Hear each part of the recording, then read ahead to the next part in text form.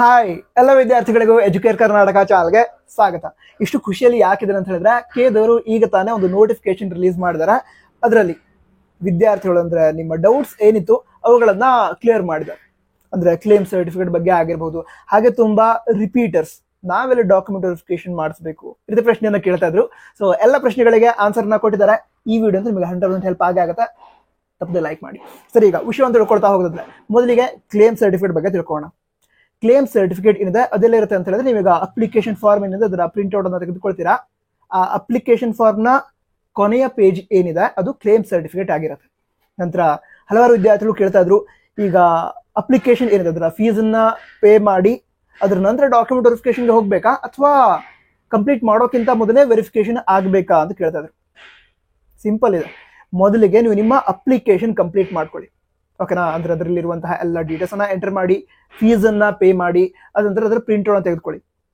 So application ಮೊದಲಿಗೆ complete ಮಾಡ್ಕೋತೀರಾ. ಅದರ ನಂತರ ಡಾಕ್ಯುಮೆಂಟ್ ವೆರಿಫಿಕೇಶನ್ಗೆ ನಿಮ್ಮ ಕಾಲೇಜ್ಗೆ ನೀವು ಹೋಗಬಹುದು. ಅಂದ್ರೆ ಡಾಕ್ಯುಮೆಂಟ್ಸ್, ಕೆಲವು ಡಾಕ್ಯುಮೆಂಟ್ಸ್ ಅನ್ನ ತೆಗೆದುಕೊಂಡು ಹೋಗ್ಬೇಕಾಗತ್ತೆ. ಅದಕ್ಕೂ ಕೂಡ ಕಂಡೀಷನ್ಸ್ ಇದೆ, ಅದನ್ನ ತಿಳ್ಕೊಳ್ತಾ ಹೋಗೋಣ. ಈಗ ನಿಮ್ಮ ಕ್ಲೇಮ್ ಸರ್ಟಿಫಿಕೇಟ್ ಏನಿದೆ ಅದ್ರ ಮೇಲೆ ಸಕ್ಸಸ್ಫುಲಿ ವೆರಿಫೈಡ್ ಅಂತ ಬಂದಿದ್ರೆ ಆ ಟೈಮಲ್ಲಿ ವಿದ್ಯಾರ್ಥಿಗಳು ಡಾಕ್ಯುಮೆಂಟ್ ವೆರಿಫಿಕೇಶನ್ಗೆ ಎಲ್ಲೂ ಹೋಗೋ ಅವಶ್ಯಕತೆ ಇಲ್ಲ ಅಂತ ಹೇಳಿದ್ದಾರೆ, ಓಕೆನಾ. ಸಕ್ಸಸ್ಫುಲಿ ವೆರಿಫೈಡ್ ಅಂತ ನಿಮ್ಮ ಕ್ಲೇಮ್ ಸರ್ಟಿಫಿಕೇಟ್ ಮೇಲೆ ಮೆನ್ಷನ್ ಆಗಿದ್ರೆ, ಅದನ್ನ ಬಿಟ್ಟು ಬೇರೆ ಏನಾದರೂ ಬಂದಿದೆ, ಈಗ ಎಕ್ಸಾಂಪಲ್ಗೆ ಕ್ಲೇಮ್ಡ್ ವೆರಿಫೈಡ್ ಅಂತ ಇದೆ, ಸಕ್ಸಸ್ಫುಲಿ ವೆರಿಫೈಡ್ ಅಂತಿಲ್ಲ, ಕ್ಲೇಮ್ಡ್ ವೆರಿಫೈಡ್ ಅಂತಿದ್ರೆ ಕಾಲೇಜ್ಗೆ ಹೋಗಬೇಕು, ಡಾಕ್ಯುಮೆಂಟ್ಸ್ಗಳನ್ನ ತೆಗೆದುಕೊಂಡು ಡಾಕ್ಯುಮೆಂಟ್ ವೆರಿಫಿಕೇಶನ್ಗೆ. ಅನಂತರ ಕ್ಲೇಮ್ಡ್ ನಾಟ್ ವೆರಿಫೈಡ್ ಅಂತ ಇದ್ರೆ, ಹಾಗೆ ನಾಟ್ ಕ್ಲೇಮ್ಡ್ ಅಂತ ಇದ್ರೆ ಆ ಟೈಮಲ್ಲೂ ಕೂಡ PUC ಕಾಲೇಜ್ ಏನಿರುತ್ತೆ ಅಲ್ಲಿ ಹೋಗಿ ವೆರಿಫಿಕೇಶನ್ ಅನ್ನ ಮಾಡಿಸ್ಬೇಕಾಗತ್ತೆ. ನಂತರ ಯಾವ್ಯಾವ ಡಾಕ್ಯುಮೆಂಟ್ಸ್ ಅನ್ನು ತೆಗೆದುಕೊಂಡು ಹೋಗಬೇಕು ಅದ್ರ ಬಗ್ಗೆ ಡೀಟೇಲ್ ವಿಡಿಯೋನ ಆಲ್ರೆಡಿ ಮಾಡಿದ್ದೀನಿ, ನಮ್ಮ ಚಾನಲ್ ಚೆಕ್ ಮಾಡಿ. ನಂತರ ಆ ವಿಡಿಯೋ ಲಿಂಕ್ ಅನ್ನ ಡಿಸ್ಕ್ರಿಪ್ಷನ್ ಅದೇ ರೀತಿ ಟಾಪ್ ನೋಟಲ್ಲಿ ಕೂಡ ಕೊಟ್ಟಿರ್ತೀನಿ, ನೋಡಿ. ನಂತರ ಈಗ ಮುಂದಿನ ವಿಷಯ ತಿಳ್ಕೊಳ್ತಾ ಹೋಗೋದಾದ್ರೆ, ಈಗ ರೆಗ್ಯುಲರ್ ಕ್ಯಾಂಡಿಡೇಟ್ ಏನಿದ್ದಾರೆ ಅಂದ್ರೆ ಡೈಲಿ ಕಾಲೇಜ್ಗೆ ಹೋಗಿ ಕ್ಲಾಸ್ ಅನ್ನ ಅಟೆಂಡ್ ಆಗ್ತಾರಂತ ವಿದ್ಯಾರ್ಥಿಗಳು ಅಥವಾ ಈ ವರ್ಷ ಸೆಕೆಂಡ್ PUC ಎಕ್ಸಾಮ್ ಅನ್ನ ಬರೀತಾರಂತ ವಿದ್ಯಾರ್ಥಿಗಳು, ಅವ್ರೇನ್ ಮಾಡ್ಬೋದು ಅಂತ ಹೇಳಿದ್ರೆ ಅಥವಾ ಅವ್ರೇನ್ ಮಾಡ್ಬೇಕು ಅಂತ ಹೇಳಿದ್ರೆ, ಅವ್ರು ಯಾವ ಕಾಲೇಜಲ್ಲಿ ಸ್ಟಡಿ ಮಾಡ್ತಾ ಇದ್ರೋ, ಸೆಕೆಂಡ್ PUC ಸ್ಟಡಿ ಮಾಡ್ತಿದ್ರೋ ಅಲ್ಲೇ ಹೋಗಿ ಡಾಕ್ಯುಮೆಂಟ್ ವೆರಿಫಿಕೇಶನ್ ಮಾಡಿಸ್ತಾರೆ.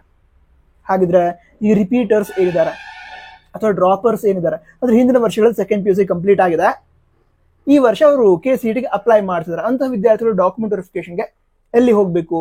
ಇದು ನಿಮ್ಮ ಪ್ರಶ್ನೆ ಆಗಿದ್ರೆ, ಈಗ ಡ್ರಾಪರ್ಸ್ ಆಗಿರ್ಲಿ ಅಥವಾ ರಿಪೀಟರ್ಸ್ ಆಗಿರ್ಲಿ ಅವ್ರೇನ್ ಮಾಡ್ಬೇಕಾಗತ್ತೆ ಅಂತ ಹೇಳಿದ್ರೆ, ನೀವು ಸೆಕೆಂಡ್ PUC ನ ಯಾವ ಕಾಲೇಜ್ ಸ್ಟಡಿ ಮಾಡಿದ್ರಿ ಈ ಹಿಂದೆ ಆ ಕಾಲೇಜಿಗೂ ಕೂಡ ವೆರಿಫಿಕೇಶನ್ ಮಾಡಿಸಬಹುದು.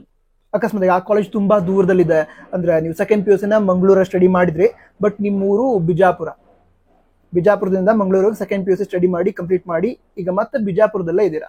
ಆ ಟೈಮಲ್ಲಿ ತುಂಬಾ ದೂರ ಆಗತ್ತಲ್ವಾ, ಆವಾಗ ನೀವೇನ್ ಮಾಡುವ ಅಂತ ಹೇಳಿದ್ರೆ, ನಿಮ್ಮ ಊರಿನಲ್ಲಿ ಇರುವಂತಹ ಗೌರ್ಮೆಂಟ್ PU ಕಾಲೇಜಸ್ ಏನಿರುತ್ತೆ ಅಲ್ಲಿ ಎಲ್ಲಾ ಒರಿಜಿನಲ್ ಡಾಕ್ಯುಮೆಂಟ್ಸ್ ಅನ್ನ ತೆಗೆದುಕೊಂಡು ಹೋಗಿ ವೆರಿಫಿಕೇಶನ್ ಮಾಡಿಸಬಹುದು ಅಂತ ಹೇಳಿದ್ದಾರೆ, ಸರಿನಾ. ಸೊ ಎಲ್ಲ ಒರಿಜಿನಲ್ ಡಾಕ್ಯುಮೆಂಟ್ಸ್, ಅದರ ನಂತರ ಅಪ್ಲಿಕೇಶನ್ ಫಾರ್ಮ್, ಕ್ಲೇಮ್ ಸರ್ಟಿಫಿಕೇಟ್ ಇವುಗಳನ್ನೆಲ್ಲ ತೆಗೆದುಕೊಂಡು ಹೋಗಿ ವೆರಿಫಿಕೇಶನ್ ನ ಕಂಪ್ಲೀಟ್ ಮಾಡಿಸಬಹುದು. ನಂತರ ಬೇರೆ ಏನೋ ಡೌಟ್ ಇದ್ರೆ ಕನ್ನಡ ತಿಳಿಸಿ, ನಮ್ಮ ವಾಟ್ಸಪ್ ಚಾನಲ್ನ ಜಾಯ್ನ್ ಆಗಿ. ಹಾಗೆ ನಮ್ಮ ಇನ್ಸ್ಟಾಗ್ರಾಮ್ ID ಇದೆ, ಅಲ್ಲಿ ಕೂಡ ಹಲವಾರು ಇನ್ಫಾರ್ಮೇಶನ್ಸ್ ಅನ್ನ ಶೇರ್ ಮಾಡ್ತಿರ್ತೀವಿ, ಫಾಲೋ ಮಾಡಿ. ಲಿಂಕ್ಸ್ ಡಿಸ್ಕ್ರಿಪ್ಷನ್ ಅದೇ ರೀತಿ ಟಾಪ್ ಬಾಕ್ಸ್ ಅಲ್ಲಿ ಇರುತ್ತೆ. All the best. ಜೈ ಹಿಂದ್, ವಂದೇ ಮಾತರಂ.